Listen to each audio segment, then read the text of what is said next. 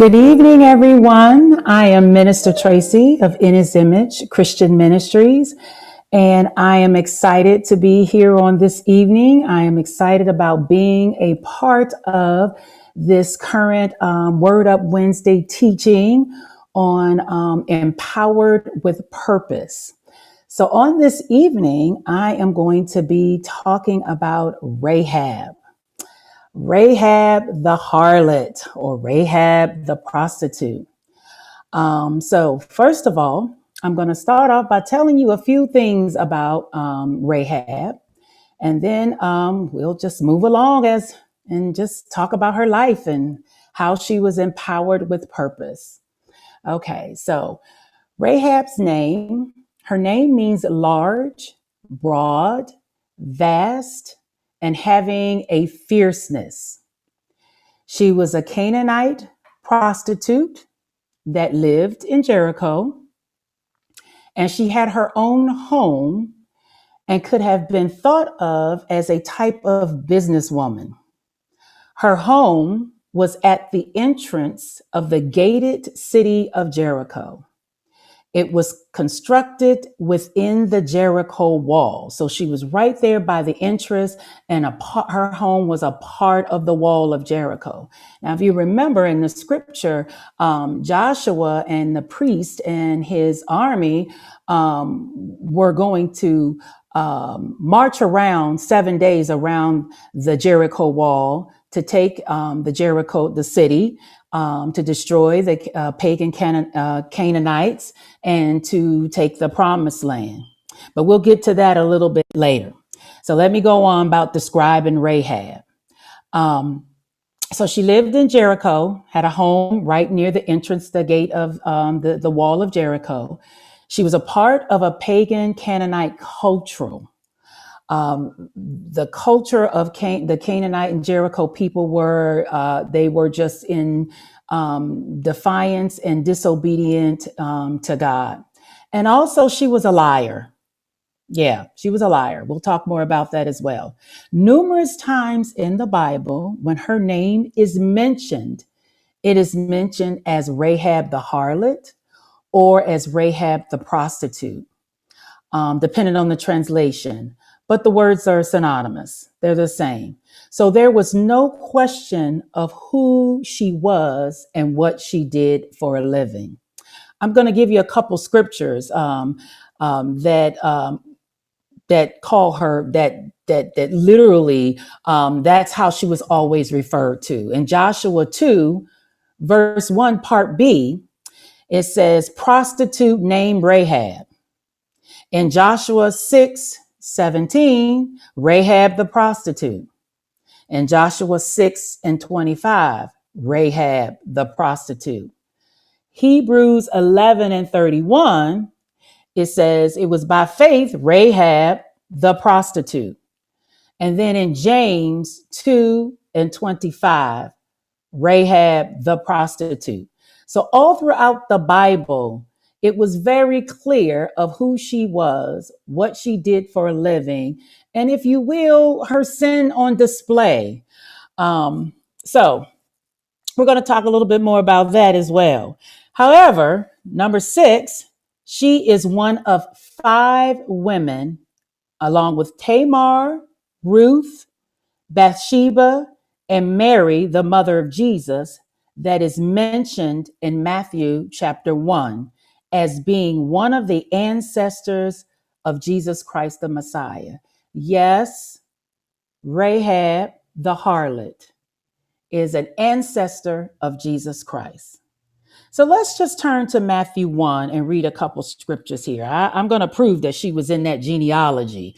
You hear about Rahab in the Bible, but I don't remember ever hearing about her being a part of the genealogy of Jesus Christ.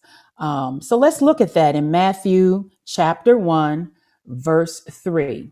I'm reading from the New Living Translation. And it says, Judah, this is verse 3, Matthew 1, verse 3. Judah was the father of Perez and Zerah, whose mother was Tamar. Perez was the father of Hezron. Hezron was the father of Ram. Salmon was the father of Boaz, whose mother was Rahab. Boaz was the father of Obed, whose mother was Ruth. Obed was the father of Jesse. That's Matthew 1 and 5. Now, Matthew 1 and 6, again, this is the New Living Translation. It says, Jesse was the father of Solomon, whose mother was Bathsheba, the widow of Uriah. And then in Matthew chapter 1, verse 16 to 17, again, in the New Living Translation, it says, Jacob was the father of Joseph, the husband of Mary. Mary gave birth to Jesus, who is called the Messiah. All of those listed, and I mean, I skipped over verses. The bottom line is Rahab is an ancestor and was a part of the genealogy of Jesus Christ. So Rahab, remember Rahab the harlot, okay? And number 7, I've given you 7 things about Rahab. 7 is the most important thing. Believe it or not, Rahab was a woman of faith. Yes, Rahab the harlot or Rahab the prostitute was a woman of faith. Okay, so we can never judge. We don't know where God and how God is using and where God is going to use and who he's going to use all throughout the Bible. Even, she's referred to as Rahab the prostitute or Rahab the harlot. But Rahab was a woman of faith. Okay, and without faith, it's impossible to please God. So yes, Rahab pleased God because of her faith. But let's talk about that a little bit more. So let's go back to Joshua. I'm going to be going, reading and referring to Joshua chapter 2. So Joshua was chosen by God as the leader after the death of Moses. He was chosen because of his faith and loyalty he showed in God and his faith and loyalty to God. Remember, Moses didn't make it into the promised land. Moses was with the Israelites as they wandered in the wilderness for those 40 years after leaving Egypt, but he died before making it into the promised land. So then Joshua was the chosen leader to lead the people into the promised land. He was leading the 12 tribes of Israel, okay, into the promised land of Jericho. Okay, so let's read Joshua chapter 2, verse 1. And again, this is the Living Translation. It says, verse 1, Then Joshua secretly sent out spies from the Israelite camp at Acacia Grove. He instructed them to scout out the land on the other side of the Jordan River, especially around Jericho.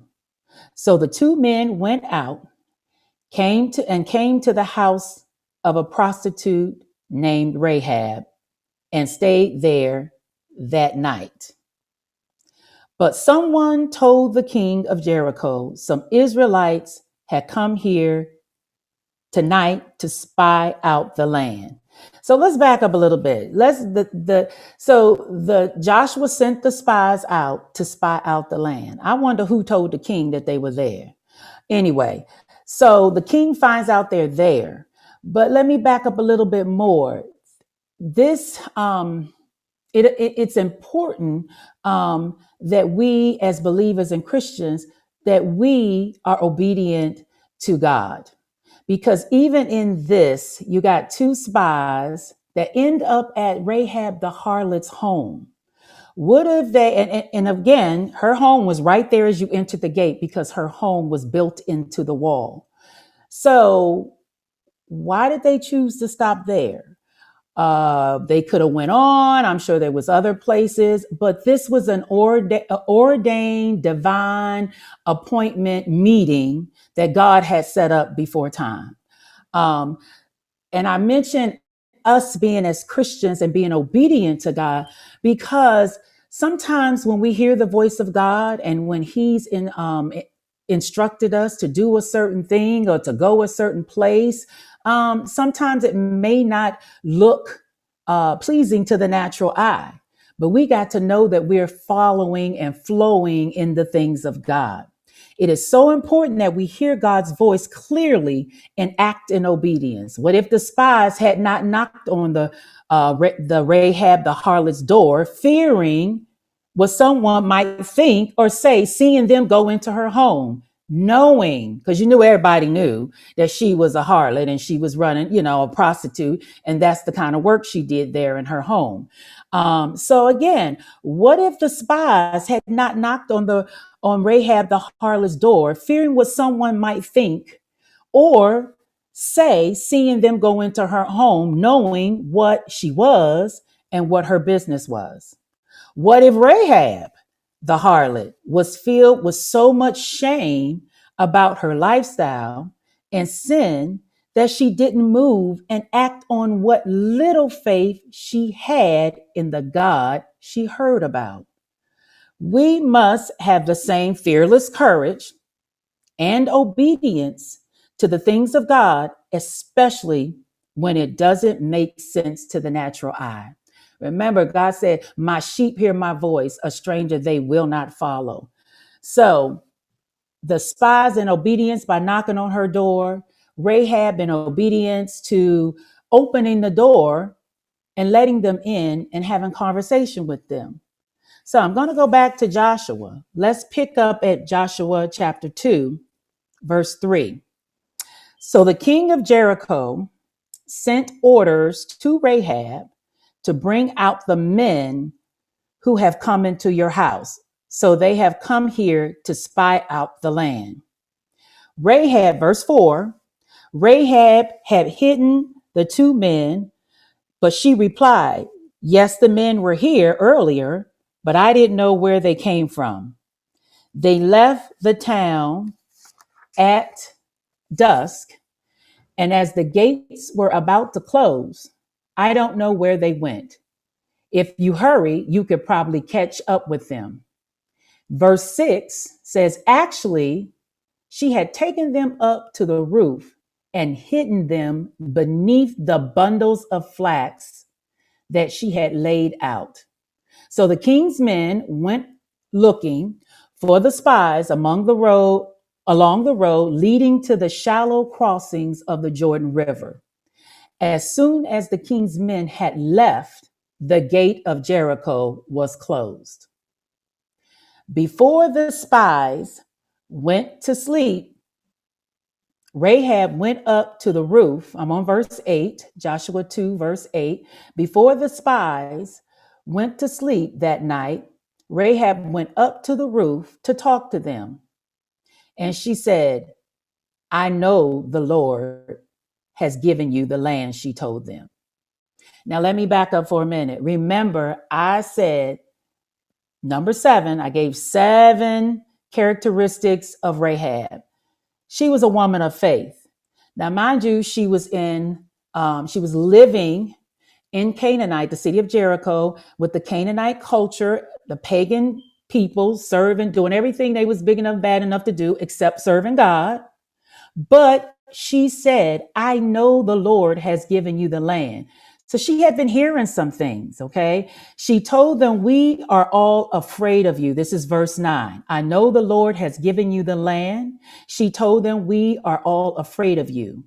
Everyone in the land is living in terror." Verse 10, "For we have heard how the Lord made a dry path for you through the Red Sea when you left Egypt. And we know what you did to Sihon and Og, the 2 Amorite kings east of the Jordan River, whose people you completely destroyed." Now she done heard all about the Israel God, our God, the God that Joshua served, the God that the Israelites served. She had heard about them, even in the midst of the pagan society and pagan culture that she was living in. She heard about them and decided to go a different way. For we have heard how the Lord made a dry path, this verse 10 again, through the Red Sea when you left Egypt. And we know what you did to Sihon and Og, the two Amorite kings east of the Jordan River, whose people you completely destroyed. No wonder our hearts have melted in fear. No one has the courage to fight after hearing such things. Wow. So the people, so she just shared with the spies what was going on in the land, the spirit of the land. And even in all of their fear, they just still kept living their life of disobedience to God. But she had decided that she was going to believe in and have faith in this God that she didn't really know. She had just heard about. She had heard about how he delivered, how he set free. She had heard about the different victories that the people of Israel had won through God. She heard about this God. Okay. She didn't really know him. Nobody introduced her to him. She just heard about things that were going on in the life of the Israelites as they were in the wilderness, and how God was still moving on their behalf. She said, no wonder, it's verse 11, no wonder our hearts have melted in fear. No one has the courage. No one has the courage to fight after hearing such things. For the Lord your God is the supreme God of the heavens above and the earth below.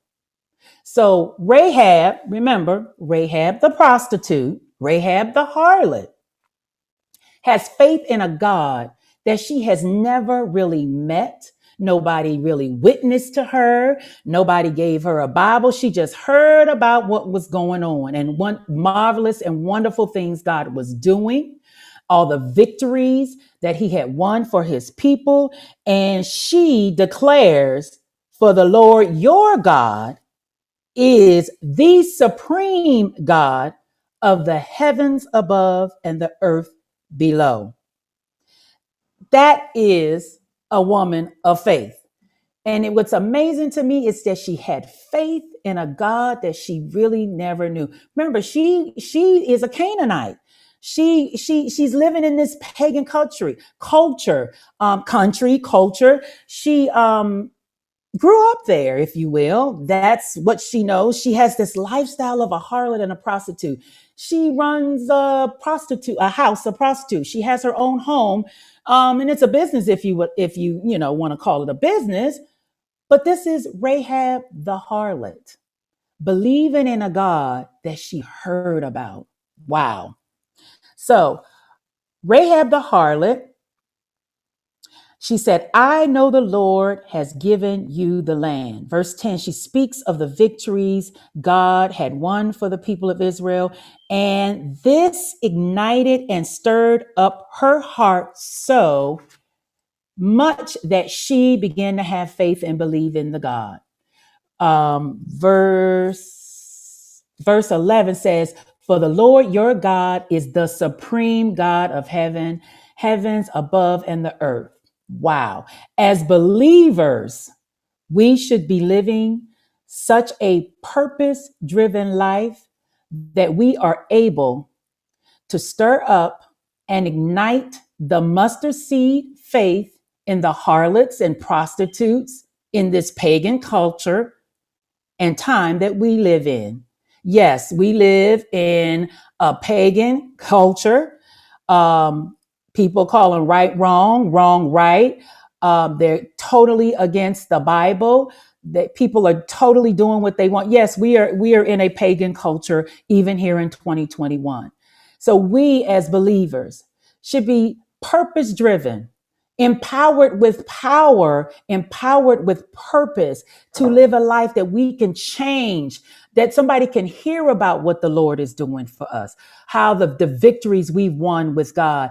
We should be living that way that people who don't know God, who have no desire to know him, but hear of his greatness in our life and want to serve him as well, want to declare that he is the supreme God of the heavens above and the earth below. Selah. We must live in a way that those who may never go to church or nowadays watch our live streams, our live broadcasts, see our supreme God in us, see all the victories he's won for us and in us so much that they believe and want to serve him, that they believe and want to come to a place of repentance. Yes, we should be living that way. Just as the Israelite, the people of Israel, some of them were obedient, some of them were not. Some of them made it into the promised land, some of them did not. But God was still working on their behalf. And Rahab, the harlot, heard all about it. And it moved her to a place to turn away from the pagan country and culture that she lived in. Okay. So Rahab already knew that Joshua and his people were going to be victorious and that the people of the city of Jericho would be destroyed. So the harlot, Rahab the harlot, began to bargain for her life and the lives of her entire family. She took what she heard and just grabbed hold to that little seed of faith.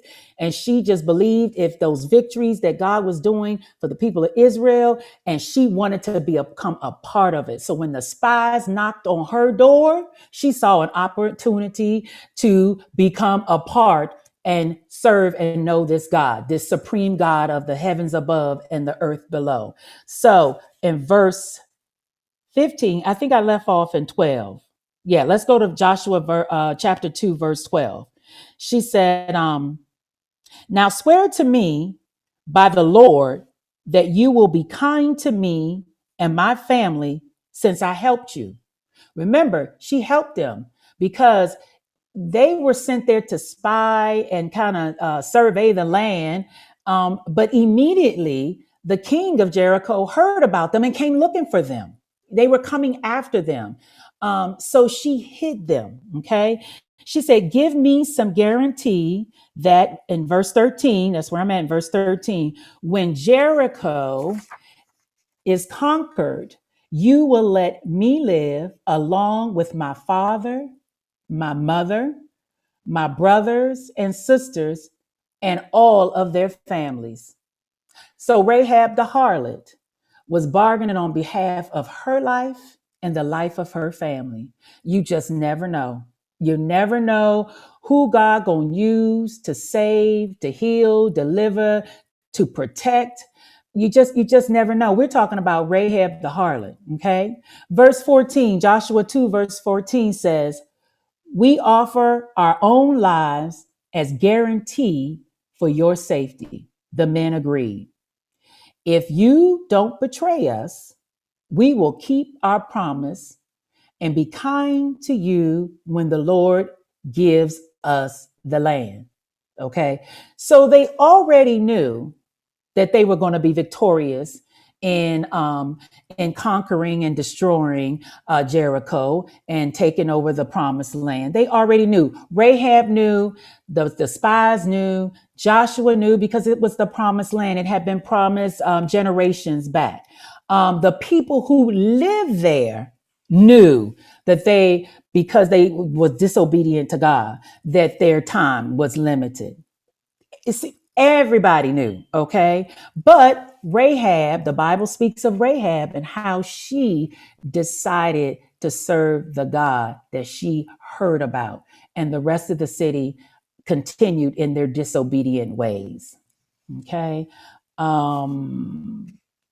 Verse 15, Joshua 2 and 15. Then since Rahab's house was built into the town wall, okay, remember I told you it was built into the town wall by the gate. So imagine this. So Joshua was given the orders by God to march around the city of Jericho for 7 days. And the wall came tumbling down. We know the story. But imagine this, okay? Rahab's house was built into the wall at the gate, near the gate, the entrance of the city. So the wall was going to tumble down all around her.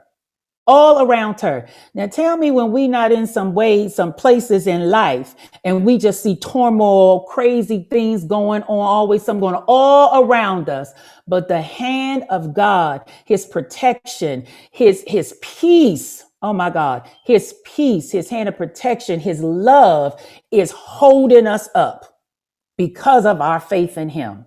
Remember, Rahab, the harlot, chose to believe in the God of the Israelites just because of what she heard. Okay. So, verse 16, it says, wait, let me go back to 15. Then Rahab's house was built into the town wall. She let them down by a rope through the window. Verse 16 says, this is Joshua chapter 2, verse 16. She told the spies, escape to the hill country, she told them. Hide there for 3 days. 3 days. Okay, we all know about 3 days. We know about three, the Father, Son, and the Holy Spirit. We know what happened in 3 days after they crucified our Christ. Yeah, he rose on the third day. So 3 days, hide there for 3 days from the men searching for you. Then when they have returned, you go on your way. Now, again, obedience. Okay. They got Rahab the harlot telling them what to do. And it's important that they follow it to the T. Obedience, accepting the instruction. And some people can't follow instruction. Some people just can't follow instruction. They do half of what they hear half of what you said. Anyway, some people just can't follow instruction. In this time, it was very important that the spies followed the instruction of Rahab, the harlot, or Rahab, the prostitute. She said, escape to the hill country. Hide there for 3 days from the men who are searching for you. Then when they have returned, you go your way. Verse 17. Before they left, the men told her, we will be bound by the oath we have taken only if you follow these instructions. Okay, again, very important to follow instructions. And remember, Rahab the harlot believed in a God she had never met, she just heard about. Okay, so verse 18, Joshua 2, verse 18, when we come into the land, you must leave this scarlet rope hanging from the window through which you let us down, and all your family members, your father, your mother, your brothers, and all your relatives. She must have had a really big house, or she had a really small family. I'm going to go with the big house. Okay. It said all your relatives must be inside the house. So remember I said that Rahab the harlot, she was a woman of faith. She had heard some things and she was like, I think I need to grab a hold to that, because all the victories that God had won and done for the people of Israel, she heard about it. Okay. Because of her faith, she also got her name in the hall of faith. Okay. Hebrews chapter 11, in some translations, is called the great examples of faith. Remember, that was number 7 of the description that I gave of Rahab the harlot. She was a true woman of faith. So in Hebrews 11, which is called the chapter of great examples of faith, let's go to Hebrews 11 and 31. Remember I said because she helped the spies, because she helped the messengers of Joshua, the leader who was being led by God, who was taking over the promised land that had been promised from generations ago. Because she helped the messenger of God, she was counted as a woman of faith. Okay.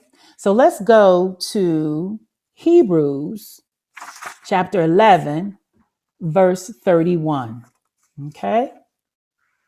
Again, in the New Living Translation, it reads, "It was by faith that Rahab, the prostitute, was not destroyed with the people in her city who refused to obey God." Remember, I said earlier, it is utmost important that we be a people of obedience. Okay. For she had given a friendly welcome to the spies. It's because she knew that they served the God that she had heard about. She knew that they were part of the group, part of the crew who was blessed and by God and all those victories and had been on the winning side that she heard about. So because she helped them, she was considered a woman of faith. Okay.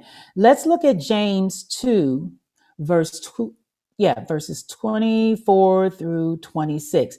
Remember, we're talking about Rahab the harlot being a woman of faith because she heard about a God. And it's so interesting how she declared him to be the supreme God of heaven and of earth based on what she heard, how she turned away from the culture and the pagan society and the pagan culture that she probably had grew up with, even though she was Rahab the harlot and Rahab the prostitute. Okay, so let's look at James chapter 2, verse 24 through 26, the New Living Translation. "So you see, we are shown to be right with God by what we do, not by faith alone. Rahab, the prostitute, is another example. She was shown to be right with God by her actions when she hid those messengers and sent them safely away by a different road. Just as the body is dead without breath, so also is faith dead without good works." So we always say faith without works is dead. Faith without works is dead. It doesn't matter how much faith you have. God has dealt us all a mustard seed amount of faith. And I believe that Rahab, the prostitute, had that mustard seed of faith because she was hearing about the victories, and she was hearing about the God of the Israelites. She was hearing about the victories and how they had taken over things and what God was doing in their lives. And because she heard that, and because that mustard seed of faith, it was ignited, stirred up, and she decided that she was going to turn away from the pagan God that she knew, that she lived in, the culture, the country that she lived in. Okay. Hebrews 11 and 6. Let's turn there. Let's read that. Hebrews 11 and 6. Again, in the New Living Translation. "And it's impossible to please God without faith.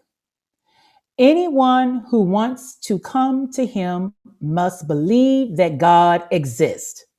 Did not Rahab the harlot believe that he existed? Remember, I said nobody introduced her to him. Then nobody come and witness to her. She didn't get to go to Bible study and get to go to the altar, had an altar call, and she just heard about this God. But she believed that he existed. Okay, so it says back to verse 6. It says, "Anyone who wants to come to him must believe that God exists and that he rewards those who sincerely seek him." I believe in her own way she was seeking God, because she's seeking God.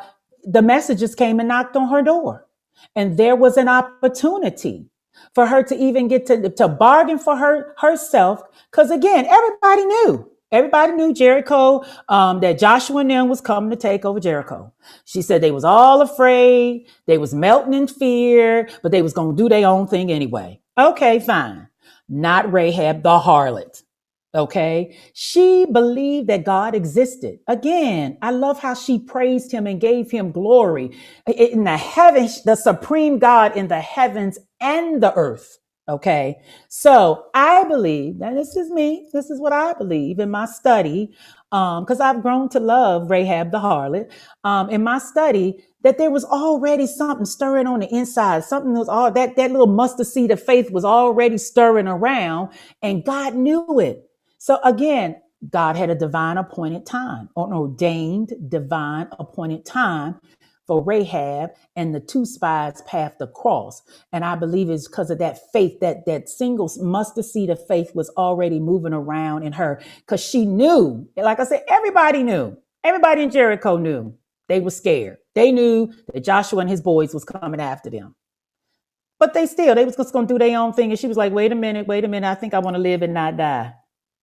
Yes, she decided to live and not die. And then I'm going to take my family with me too. Can my family live and not die? I just love it. Hebrew 11:6, our faith must be accompanied by action and not just words alone. Again, I grew up in the Church of God in Christ, and we used to say all the time, faith without works is dead. Faith without works is dead. Well, that's scripture. So Rahab, the harlot, put her little bit of faith to work. Okay. Let's look at James 2, chapter 2, verse 17 through 18. So you see, okay, we're talking about the woman, the Rahab, the prostitute, being the mighty woman of faith that she was. James chapter 2, verse 17 through 18 in the New Living Translation says, so you see, faith by itself isn't enough. Unless it produces good deeds, it is dead and useless. You know, you can't be up there talking about how much faith you got. Trust me, you need to put some action behind your faithful words. Okay. Now, someone may argue, I'm still in James chapter 2, verse 17 through 18. Some people have faith, others have good deeds. But I say, how can you show me your faith if you don't have good deeds? I will show you my faith by my good deeds. Faith without works is dead. We can say all day long how much faith we have in God. But if we are sitting around, sitting on our hands, not moving in purpose, not empowered with purpose, just kind of just sitting around, no, we got to put some action behind those words of faith. So that is what Rahab the harlot did. She put her mustard seed of faith to action after hearing about the supreme God. So I want to encourage my brothers and sisters that you guys just remember, faith without works is dead. Remember to operate in obedience to God, no matter what it looks like. I mean, really, some people would have been ashamed to knock on the door of the harlot. You know, somebody riding downtown and they see you somewhere, you supposed to be a Christian or minister or whatever, and they see you in some unseemly place. Just be sure and be clear that you are operating in obedience to God. And if God telling you to knock on the door of Rahab the harlot or something that seems like it, then stand on what God has told you to do. We have to stand on what God has called us to do. Now, before I finish and close, I want to finish reading Joshua 2. I'm going to start at verse 18. It says, when we come into the land, okay, so now remember, she done hid the spies. She done bargained and bartered with them about saving her and saving her family. They said, okay, we will, but this is what you got to do, okay? She said, when we come into the land, you must leave this scarlet rope hanging from the window through which you let us down. And all your family members, again, your father, your mother, your brothers, and all your relatives must be inside the house. If they go into the street and are killed, it will not be our fault. Again, follow directions. Some people don't know how to follow directions, miss out on our blessings. It will not be our fault. But if anyone lays a hand on people inside the house, we will accept the responsibility. And we will accept the responsibility for their death. If you, verse 20, if you betray us, however, we are not bound by this oath in any way. Okay. Verse 21, I accept your terms, she said. And she sent them on their way, leaving the scarlet rope hanging from the window. The spies went up to the hill country and stayed for 3 days. 3 days. Okay, they followed instructions. The men who were chasing them searched everywhere along the road, but they finally returned without success. Verse 23 says, Then the two spies came down from the hill country, crossed the Jordan River, and reported to Joshua all that had happened to them. The Lord has given us the whole land, they said, for all the people in the land are terrified of us. Okay. So already knew that victory is won. You know, they talking like they already knew we victorious. We got this. And that's how as believers, we got to operate and we got to believe. Jesus went to the cross. He paid. Oh, I'm getting ahead of myself, but I got to say this. Jesus went to the cross. He paid the ultimate sacrifice. He went into the grave. He stayed 3 days. He got up on the third day with all power. And because of that, yes, generations later, we are victorious. We already have the victory. We have faith. We know him. We're not like Rahab the harlot who heard of him. We say we have relationship with him. So we got to operate and walk in that faith. Put that action behind that faith in God and walk in the faith and victory that we already have. You know, I don't know how else to put it, but let me just back up a little bit more because I want to talk about the scarlet rope. I hope I got enough time. Oh, yeah. Oh, I didn't think I was going to talk this long. But anyway, real quick, I want to talk about, I just can't leave without talking about or mentioning the scarlet rope that the spies instructed her to hang from the window that she let them down through. Verse 18, that was in verse 18. This to me was a symbol. When I read this and for many weeks, we got this assignment, I got this assignment many weeks ago and I just started reading. I knew it was Rahab the prostitute, but I didn't know how awesome of a woman she really was. But anyways, I just kept that scarlet rope. To me, it was like a symbol. Scarlet, is red. Blood is red. Okay. I just kind of started thinking about Jesus and his sacrifice that he made. And all throughout the Bible, it talks about for example, I'm gonna give this example. In Exodus 12 and 13, the Jews were told to sacrifice a lamb and put the blood on the doorpost so that when God sent this plague. See, let me back up a little bit. Pharaoh was refusing to let the people go. Moses went several times, let my people go. And Pharaoh, his heart was all hard and no. And, he just wouldn't do it. So all these different things, God had the plagues and the bugs and the stick that turned into a snake, all of that. None of that moved Pharaoh enough to let the people go. So God was sending one more thing, a plague or the death angel through Egypt. But God was saving his people, okay? Because that's the kind of God we serve. He had our back then and now. He told the Jews to kill the lamb, put the blood on the doorpost, and when the death angel come through Egypt, it would pass over, okay? So I'm thinking about that rope when they went to take the land, they saw the scarlet red rope that she had let them down through the window, hanging in the window. and the whole wall came tumbling down except for her home.